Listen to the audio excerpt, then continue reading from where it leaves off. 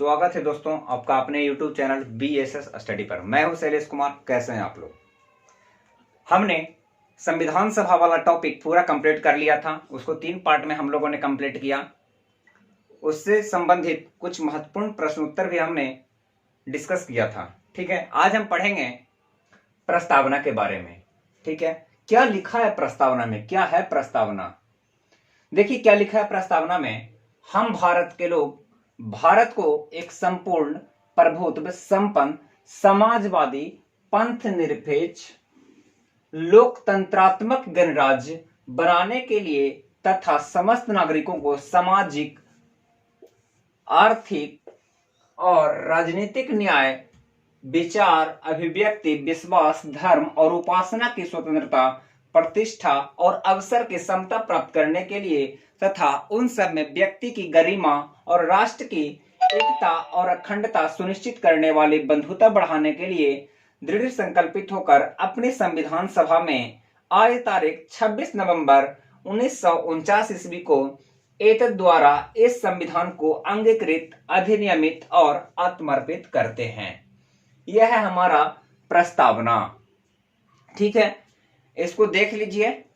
चाहे तो स्क्रीनशॉट ले सकते हैं, यदि आप चाहें तो गूगल कर सकते हैं, गूगल पे भी आपको मिल जाएगा, लेकिन इसको एक बार नोट कर लीजिएगा। ठीक है, अब बात करते हैं इससे संबंधित कुछ मुख्य बातों को। ठीक है, बेरूबारीवाद एक केस है। क्या? बेरूबारी है ना, एक केस है बेरूबारीवाद। ठीक है, बेरूबारीवाद 1960 ईस्वी में। कब? 1960 ईस्वी में। ठीक है, बेरूबारीवाद 1960 ईस्वी में पहली बार सुप्रीम कोर्ट ने कहा कि प्रस्तावना संविधान का भाग नहीं है। ठीक है, क्या कहा? बेरूबारीवाद। यहां पर हम इसको मिटा देते हैं। ठीक है,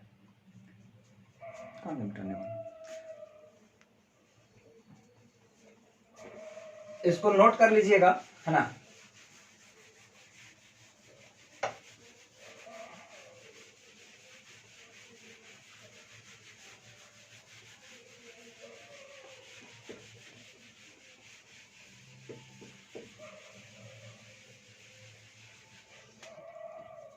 ठीक है, क्या है? बेरूबारीवाद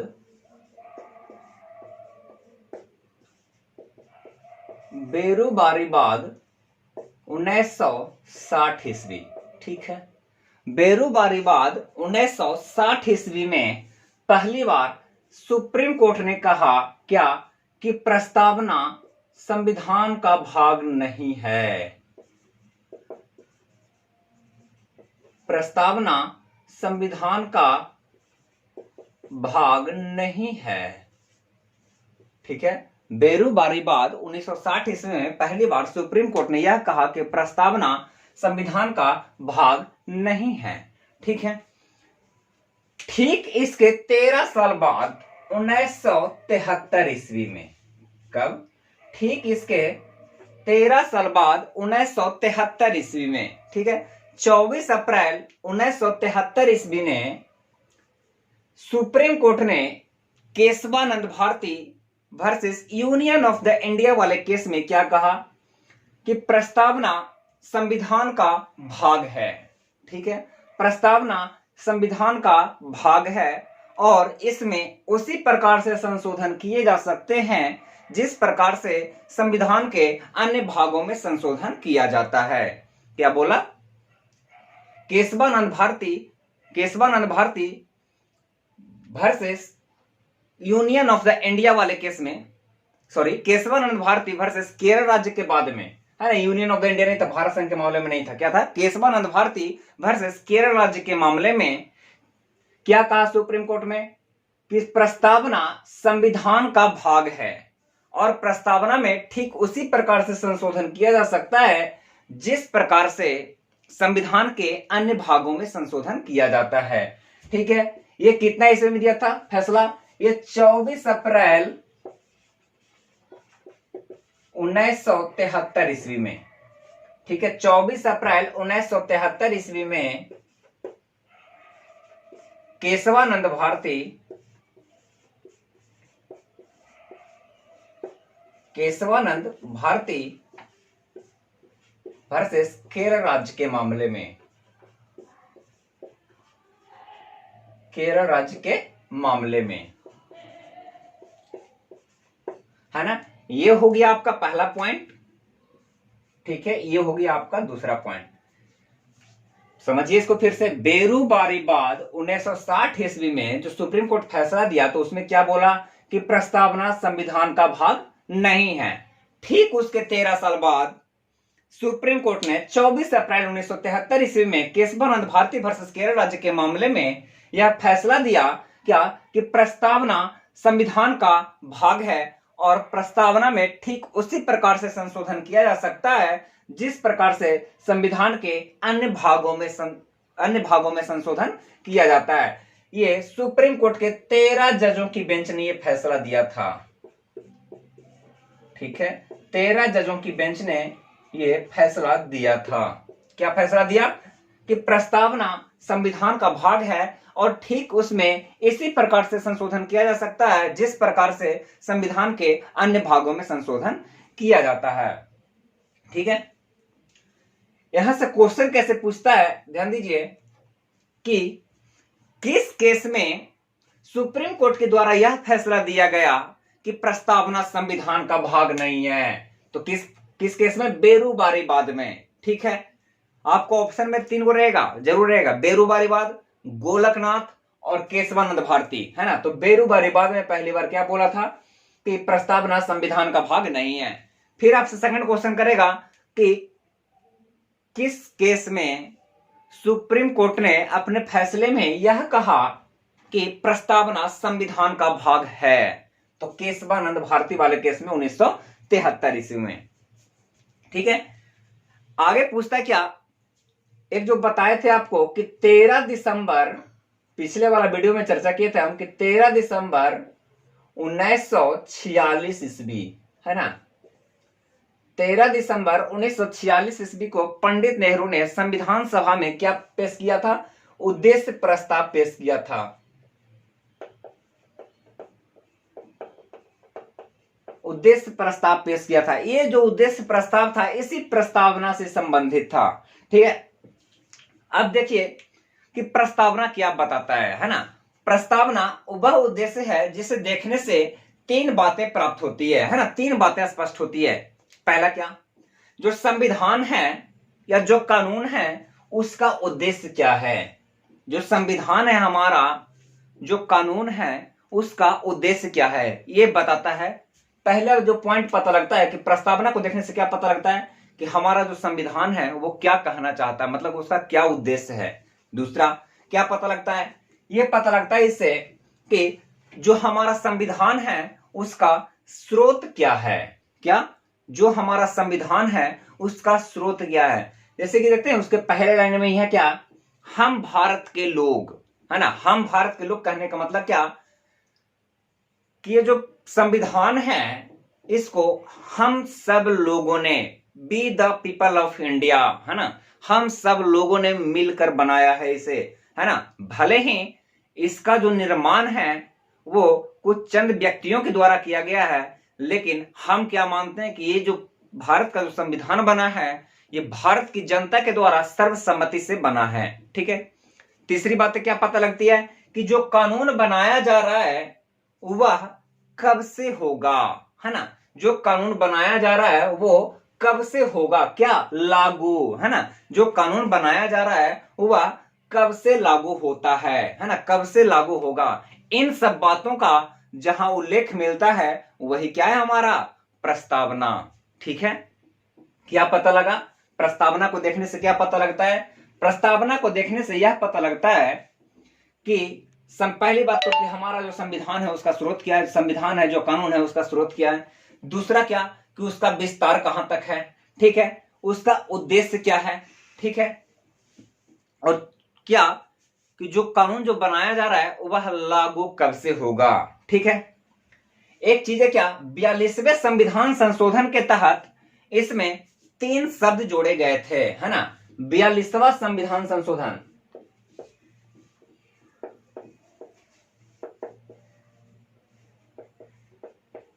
42वां 42वां संविधान संशोधन 1976 ईस्वी के द्वारा इसमें 3 शब्द जोड़े गए थे। कौन कौन? पंथ निरपेक्ष, समाजवाद और अखंडता। पंथ निरपेक्ष, समाजवाद और क्या? अखंडता, है ना। पंथ निरपेक्ष, समाजवाद और अखंडता, ये 42वां संविधान संशोधन 1976 ईस्वी के द्वारा यह जोड़ा गया था। ठीक है, ये जोड़ा गया था, है ना।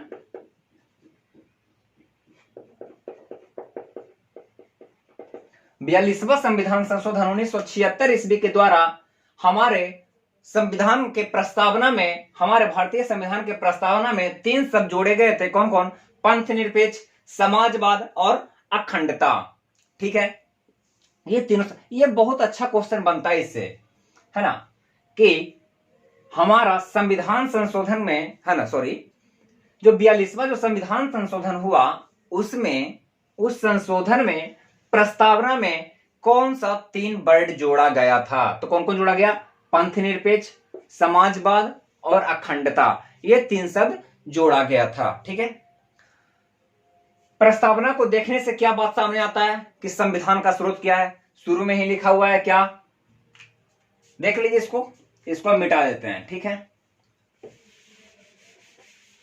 क्या सामने आता है प्रस्तावना को देखने से? उसमें शुरू लाइन में ही लिखा गया है, हम भारत के लोग, हम भारत के लोग। ये जो लिखा गया हम भारत के लोग, यही स्रोत है जो हमारा संविधान है, यही स्रोत है। हमारे संविधान का स्रोत क्या है? हम भारत के लोग, be the people of India, Bharat के लोग जो हैं संविधान बनाए हैं। ठीक है, दूसरा चीज समझिए कि प्रस्तावना की जो प्रथम पंक्ति है, हम भारत के लोग, इससे क्या समझ में आता है कि जो संविधान हम लोग बनाए हैं वो किसके द्वारा बनाया गया? हमारे भारत के लोगों के द्वारा बनाया गया है। देखिए, एक होता है लोकतंत्र, है ना, लिखा गया क्या? लोकतंत्रात्मक।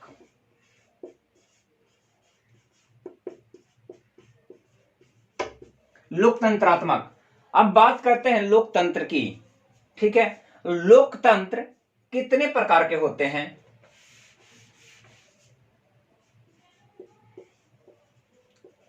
लोकतंत्र 2 प्रकार के होते हैं, है ना। क्या है? लोकतंत्र 2 प्रकार के होते हैं। कौन कौन सा? एक प्रत्यक्ष लोकतंत्र और एक अप्रत्यक्ष लोकतंत्र।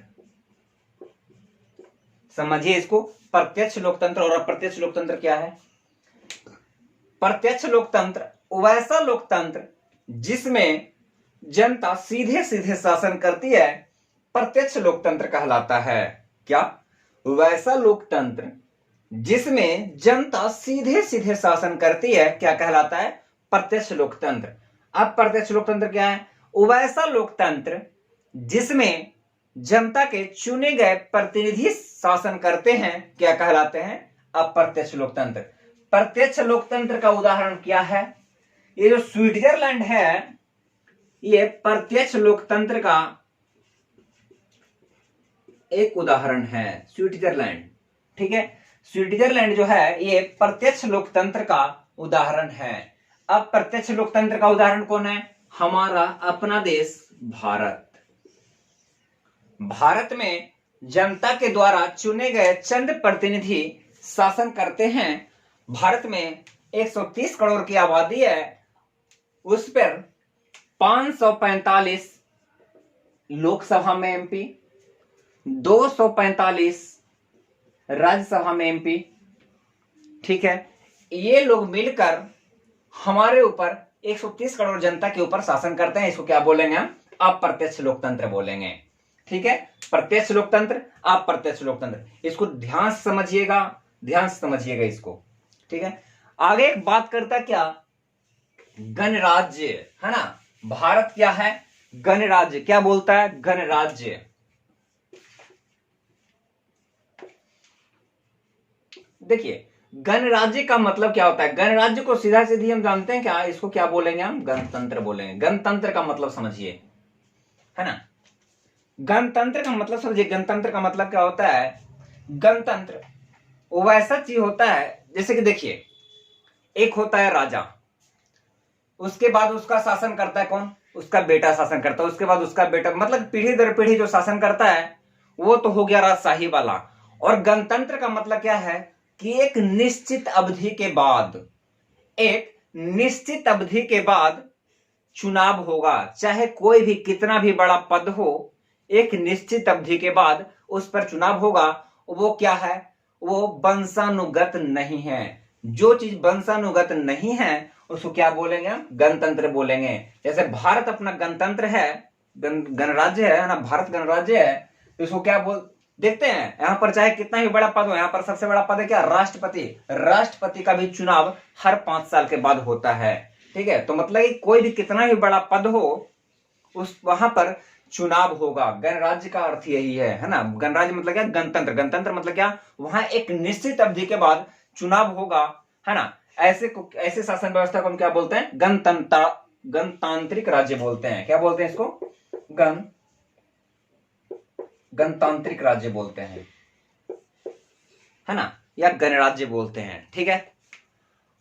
तो गणतंत्र का मतलब समझ में आया? गणतंत्र का सीधा सीधा मतलब क्या है? निर्वाचन, है ना। गणतंत्र का सीधा सीधा मतलब क्या निकलता है कि मतलब निर्वाचन होगा। कोई भी जो पद है वो वंशानुगत नहीं है। एक आता है बात, प्रस्तावना में बात किया गया क्या? पंथ निरपेक्ष का, है ना। पंथ निरपेक्ष का बात किया गया है।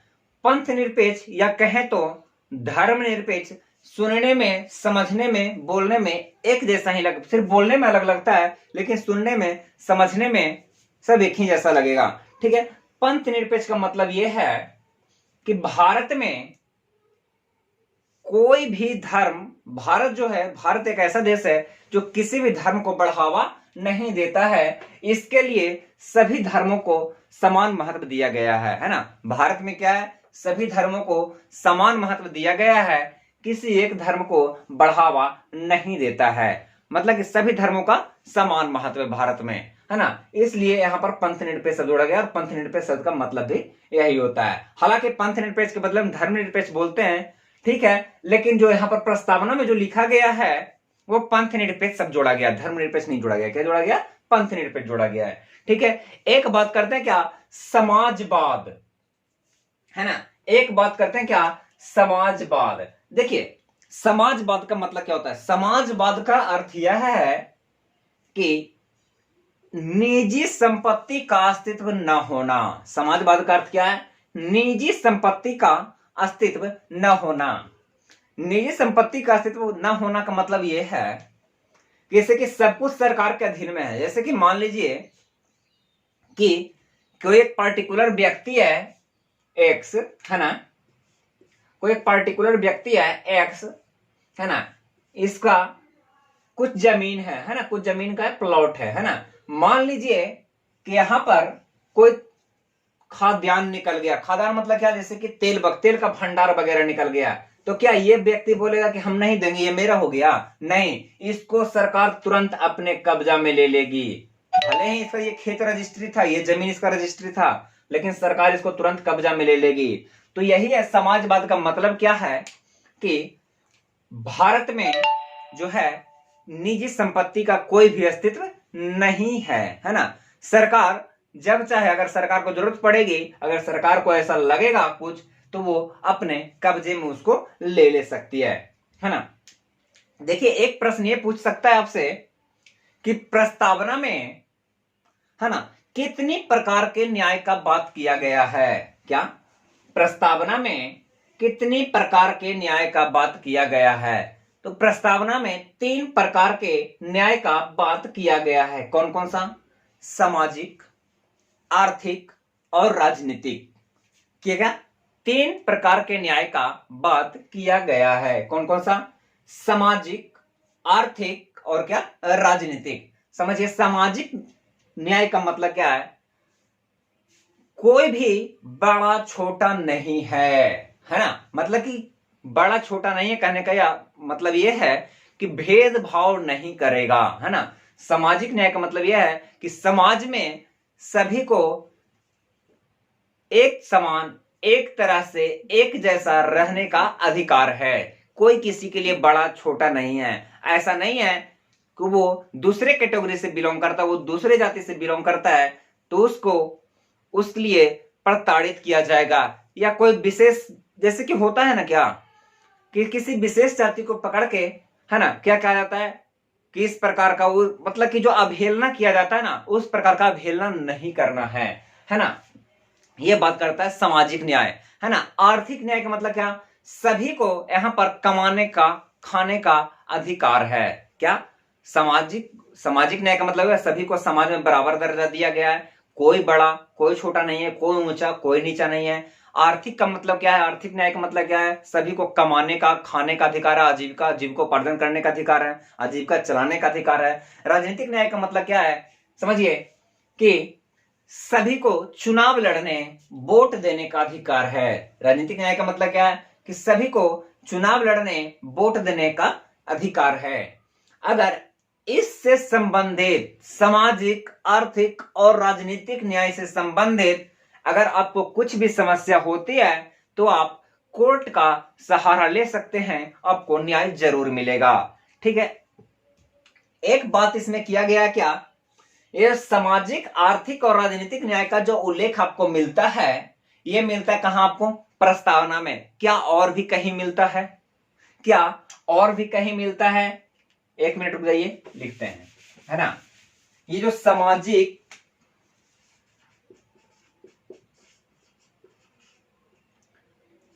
आर्थिक और राजनीतिक,